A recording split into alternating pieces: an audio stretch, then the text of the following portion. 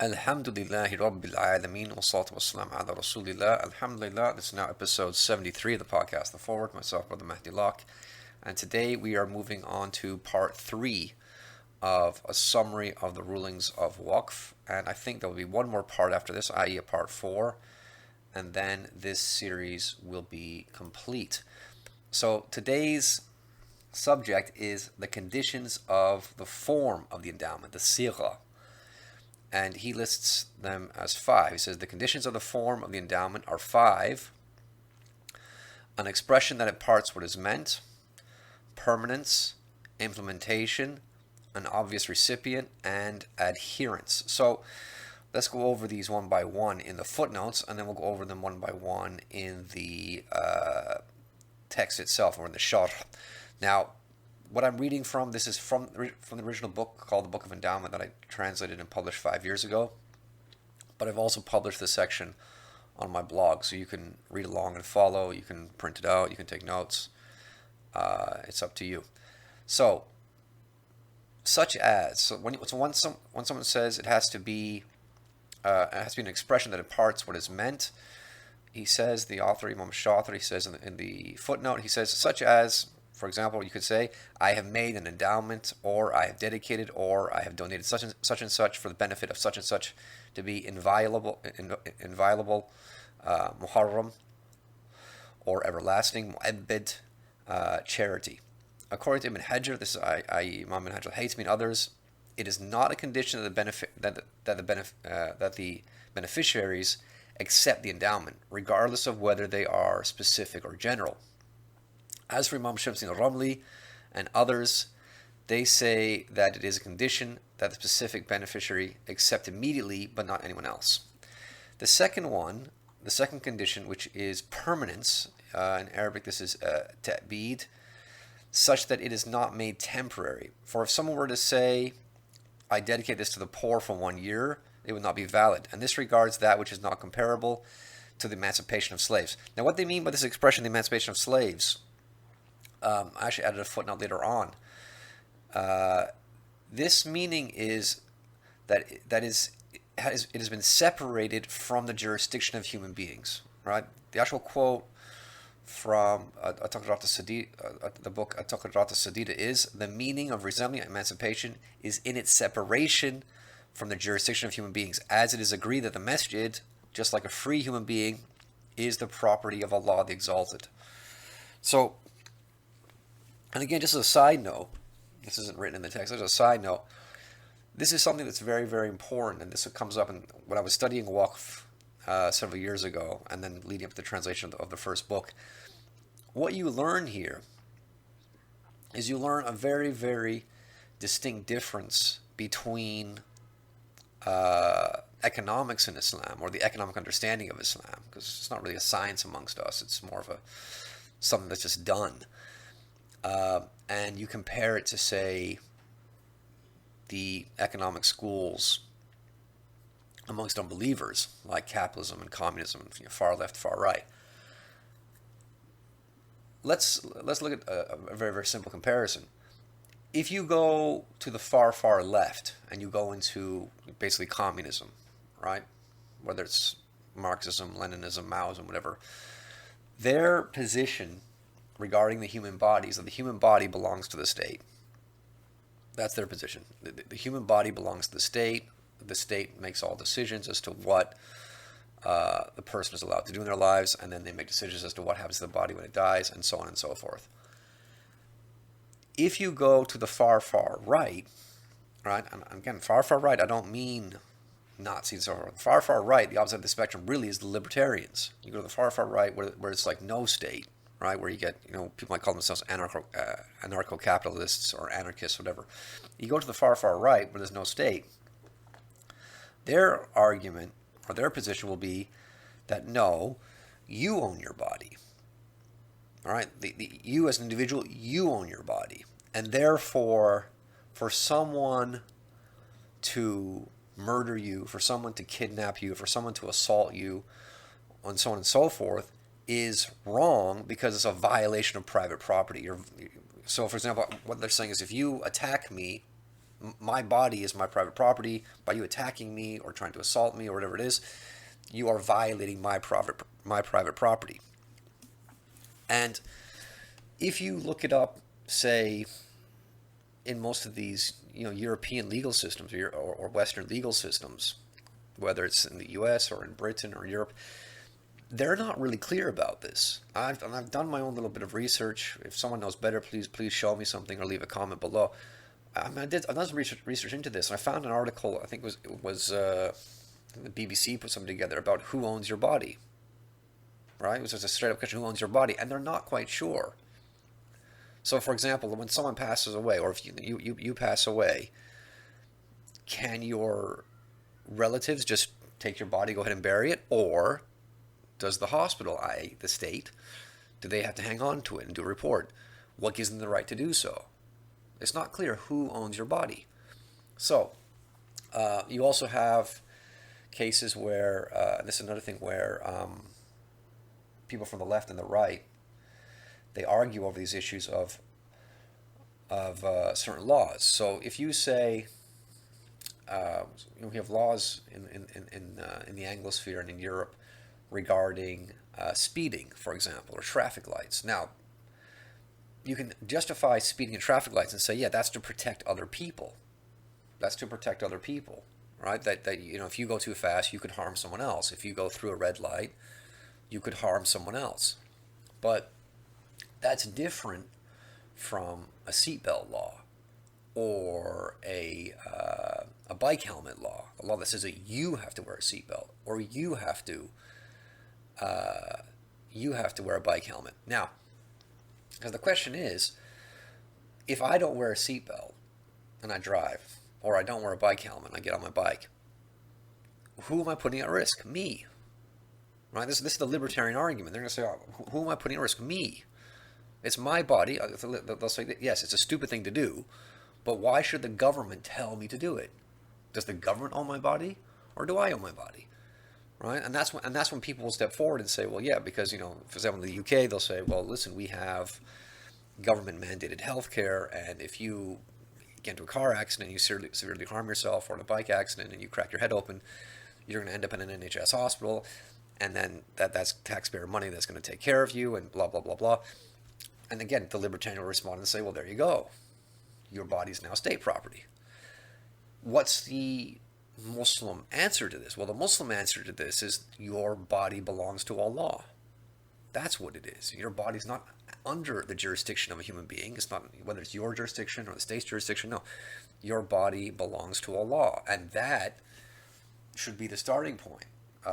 When we want to talk about, is Islam of the left, or is Islam of the right, or is it capitalist, or is it communist, or is it libertarian, whatever. No, this is a good starting point from which the conversation can grow and the discussion and the research can grow, is who owns your body. And as we're seeing here in this footnote, it's Allah. Allah owns your body, and that's why Allah can tell you don't consume alcohol. That's why Allah can tell you don't smoke. That's why Allah can tell you don't put pork inside of it. That's why Allah can tell you don't tattoo it, and so on and so forth, because it doesn't belong to you. And that's why, for example, you can't donate organs and things like this, because they don't belong to you. How can you donate something that does not belong to you?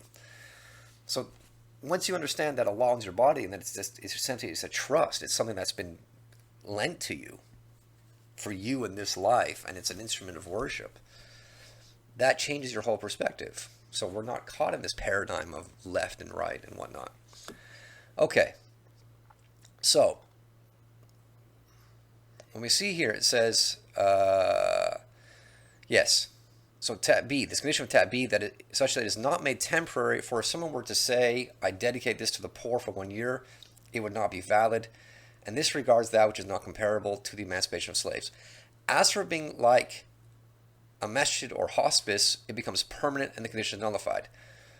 So I put in a note here from Imam Mustafa al-Bagha in Al-Fiqh al-Minhaji. And he says, the scholars have made an exception with regards to this condition, the condition of timing, for masjids, hospices, and graveyards, and whatever is done that resembles the emancipation of slaves, i.e. permanence is automatically understood, or is comparable to it, They have ruled that the endowment is valid and permanent and the condition is nullified out of desire for the form to be correct as possible.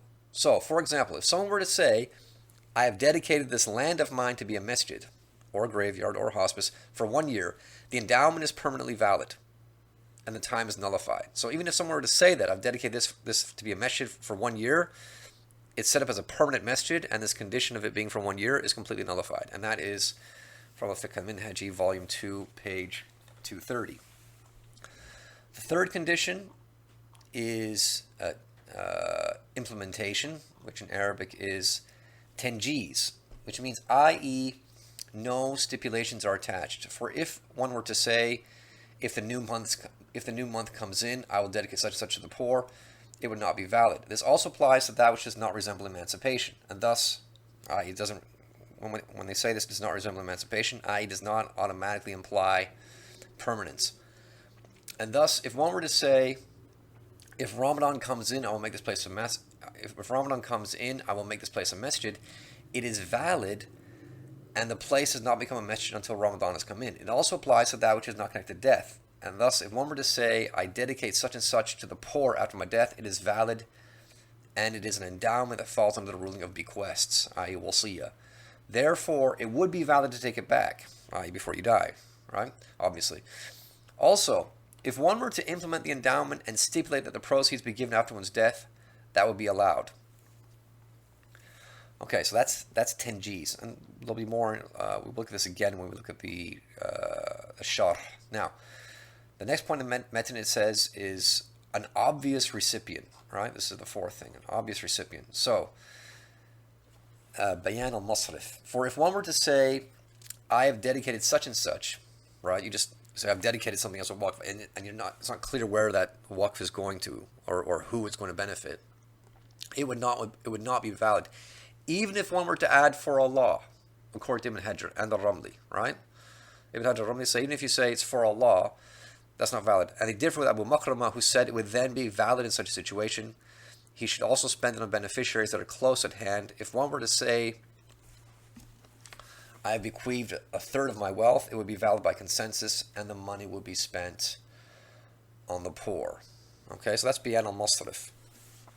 That it should be clear as to who you're spending it on, and if there's nothing clear, then it ends up going to the poor. But we'll look at this again in the sharh. And then the fifth thing is adherence or ilzam, and that is, for it is not valid to stipulate a choice, what's called khiyar or bishart al-khiyar, which is the right of cancellation, which is what you can do in a transaction. Or you can stipulate in a transaction and say, well, I have the right to return this item if I don't like it within a certain period of time. You can't do this with a waqf and say that, well, the endowment shall remain or be reclaimed, as is the case with sales and other transactions. You can't do that. One cannot stipulate the right to change any of the conditions such that one can include whomever one wants and exclude whomever one wants. And that's why in the original waqf book that I translated, there's a fatwa. I might publish it separately on my blog. There was a fatwa where someone asked one of the ulama in Sham about some books that he had given to a masjid as a waqf, and he said, I gave a set of books to a masjid, I'm guessing like books of fiqh or tafsir or whatever, and I go to the masjid every day, and I notice that no one's reading them, no one's using them, no one's studying them, no one's teaching them. Can I take them back? And the response was, no, it's done. Because what you do when you set up a waqf is those items or those articles now belong to Allah. They're actually, that's just purely Allah's property. They don't belong to you. They don't belong to the masjid. They don't belong to anyone else. The people who come to the masjid are the beneficiaries. That's it. But the actual article itself belongs to Allah. You can't take it back now. And the Imam said to him that, don't worry about it. If they're not being read today, inshallah they will be read and used tomorrow or the next day or sometime in the future. But it's done now. You can't take them back. You can't change your mind. It's over. All right? Like the pen has been lifted, the ink is dried. That's it. So that's ilzam. Now we go into the sharh. So again, the first one is an expression that imparts what is meant, such as you saying, I have given this as a permanent retained charity, or charity that shall not be sold, or given as collateral, or I have dedicated this to charitable purposes for perpetuity. Now, the above mentioned expressions, this is in a footnote, the above mentioned expressions employ different Arabic terms such as tasadduq and tasbil, which are synonymous or which are synonyms for waqf in this case. Imam Muhammad Zuhayli says the expressions of waqf are 6. Waqaftu, habestu, sabbaltu, tasaddaqtu, abedtu, I've made everlasting, and haramtu, I've made inviolable. So, and this is from Fiqh al-Shafi'i al-Muyassar by Imam Muhammad Zuhayli, volume 1, page 723. So this is a footnote that I added just to show you all the expressions that can be used when making a waqf. Imam Shafi'i continues in his commentary. He says, as for one saying, I have dedicated this, and then he goes quiet, this is not valid. However, if one were to say, I've dedicated this for Allah, this form is differed over, and the clearest position is that the endowment would not be valid, and this is the position of Ar-Ramli and Ibn Hajar, right? So this is what's called the Adhara position. It's not good enough to say, I've simply dedicated this for Allah. And there's a footnote. What we mean by al-adhar, this is the clearest position amongst 2 or more positions of a Shafi'i, may Allah exalted have mercy on him, and there's a strong difference of opinion between them. The opposite of adhar is al-zahir, i.e. clear. And this is again in Fiqh al-Shafi'i al-Muyassar by Imam Muhammad Zuhayli, volume 1, page 73, and it's also discussed in the introduction to Minhaj al-Talibin, Umdat al-Muftin by Imam al-Nawawi. Now, Imam Shafi'i goes on and he quotes Imam Ibn al-Bajuri, who's a great marja of the Shafi'i madhab from about 150 years ago, Shaykh al-Azhar. The explanation of al-Bajuri states, it is known from what has been determined that the recipient must be obvious, for if it is not made obvious, such as someone saying, I've dedicated this mushaf or this book for Allah the Exalted, as is found to be written in several mushafs and books, it is not valid because the beneficiary of the endowment is a pillar. If it's missing, the endowment is invalid. And al-Bajuri is a verifying scholar. He's a muhaqqiq. The counterpart to this, or the opposite to the clearest position, is that the endowment would be valid. Sheikh Makhrama differed with Ar-Ramli and Ibn Hajar and issued a fatwa to the people of Hadramaut stating that such a form is valid, and he said it is spent on the poor. Okay? So even if someone says, I dedicate this book or this mushaf for the sake of Allah, and he hasn't mentioned who it's for, then we understand it, according to Sheikh Makhrama, he says we understand it to mean that it's spent on the poor. And his proof, he used as his proof the person who says, I have bequeathed such and such for Allah. They've said that the bequest is valid and the money is spent on the poor. So he said, what's the difference between I've dedicated and I've bequeathed? Right? So he just basically did an analogy, a qiyas of wasiyah, and applied it to waqf. Imam Shafi'i continues, and he says the speech of Ba Makhrama is sound, and he says it is valid to dedicate a fan, but not valid to dedicate a toothstick. Now, yeah, a siwak. And the point here is that to dedicate a fan to someone, a fan can last a long time, whereas a toothstick is not going to last very long. This leads into the second condition. The second condition is permanence. As it is not allowed for an endowment to be temporary. You can't say I'm dedicating this for the benefit of so-and-so for a period of 1 year or 6 months or whatever. It has to be permanent. However, Imam Abu Hanifa says that it is allowed to be temporary. Okay, so this is a position of Hanafi madhab. If you are a Hanafi and you're listening to this, feel free to leave comments or sources in the comments below. The third comment. The third condition is implementation, as it is not allowed to attach stipulations, while an exception has been made for stipulations connected to one's death. So in the footnote, for this, when it's connected to someone's death, it says please see the footnote above. So there's a whole discussion here about, in footnote 3, where you can see all the details about this, about making stipulations connected to one's death. That's in footnote 3. The fourth condition is that the recipient be obvious, and it must be accepted if the beneficiary is a specific individual or he has a limited amount of children. As for endowment dedicated to a general beneficiary or a masjid or to the poor, then acceptance is not a condition. So generally, if you're giving an endowment to a general group of people, like the people who pray in this masjid or the students who study in this madrasa, that's general. Where if it's a specific person, like your children or an individual, then acceptance is a condition. Then there's one more thing that we cover here is selling an endowment. So selling an endowment, Imam Shafi'i says, if the beneficiaries of an endowment were to agree to sell what had been endowed to them, they would not be allowed to sell it. And this is why some people write Allah exalts His word on their endowment. Then if anyone alters it after hearing it, the crime is on the part of those who alter it. And Abu Hanifa says it's permissible to sell it. So this is the position of Imam Abu Hanifa, but for the Shafi'is, and I'm presuming the other madhabs, that it is not permissible to change or sell it. Imam Shafi'i continues. He says, the forms of an endowment differ, and each form has its own ruling. If someone says, I've dedicated this house to my children, it would include both the males and the females. If someone says, I've dedicated this house to my offspring, or to my progeny, or to my descendants, then this would include even the children of the daughters, right? So this includes the children of one's sons, the children of one's daughters, and so forth.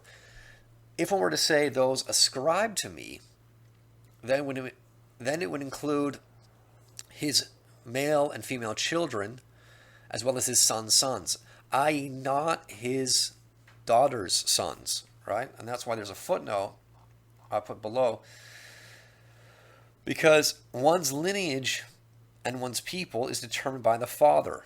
Allah says in Surah Al-Hujurat, people should not ridicule another people, or people should not ridicule other people, and the word for people is qawm, who may be better than them, nor should women mock other women who may be better than them, which is an indication that qawm is for males. Furthermore, every prophet in the Quran addresses his people by saying, Ya qawmi, O my people, with the exception of Isa alayhi salam. Because Isa, as we know, he does not have a father. So when he addresses the children of Israel, he says, Ya bani Israel. He never says, Ya qawmi, because he's not from them technically. Because he has no father amongst them. So that's why. So when you have children from your daughter, the children of your daughter are ascribed to their father, they're not ascribed to you. So that's why this is important when you're making an endowment. So if someone says, this endowment is for those who are ascribed to me, it includes your male children, your female children, and includes your son's sons, right? The children of your sons. But it doesn't include the children of your daughters. And if you were to say in his form, to my sons, then it's obviously only going to include the males. If one says, I've dedicated this house to my brothers, in Arabic, ikhwa, it would only apply to the males because the word is masculine, from what I can ascertain. Based on the exalted statement, the brothers of Yusuf came, right? So it's ikhwa. Others have said that it includes both genders, and their proof is the exalted statement, if there are siblings, ikhwa, men and women. So just for these verse references, so the verse in Surah Yusuf is the 12th chapter, verse 58, and then the verse after that, this is Surah Nisa, the 4th chapter, verse 176. And the intention of the endower is followed if it is known. If not, the one looking into the matter uses juridical reasoning, i.e. ijtihad, and the proceeds of the endowment are distributed equally. The female gets the same as the male. And he puts in a footnote here, and he says that Sheikh Muhammad Qudama has mentioned in his book Al-Mughni that it is recommended to distribute an endowment as one would distribute inheritance, i.e. males receive the share of two females, as mentioned in Surah Nisa, verses 4, chapter 4, verse 11, and chapter 4, verse 176, because males are regarded as having greater need than females. So this is in his footnote. I just added in here that if you want further details on this, please see the chapter on a woman's inheritance in the book Islamic Law is Not Misogynistic by Imam Muhammad Ta'wil. That's a book that I published recently over the summer. It's available from lulu.com, and inshallah it will be available from other booksellers, including Amazon, very soon, inshallah. So I think that covers the topic. I think I'm within the time limit, and I hope that's beneficial. We're going to do one more of these, and this should be a nice summary to get people going. So please, if you have any questions or need clarification, please leave comments below. I can try to answer the questions myself, or I can refer to other people, and these matters can be dealt with and explained. But I will just say this as a final point. Just remember this. Just remember that, again, don't think of a waqf as a major thing that requires massive investment and massive time and massive effort. As you can see from the examples I gave here today, and that I read from the text, it can be something as simple as dedicating a book, a mushaf, a chair, furniture. It does not have to be a hospital or a masjid or a hotel or an apartment building or anything like this.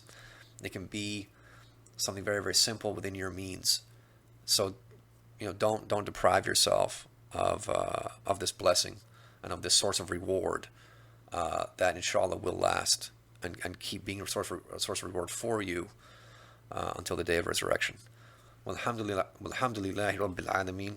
Wassalatu wassalamu ala Rasulillah. Assalamu alaikum wa rahmatullahi wa barakatuh.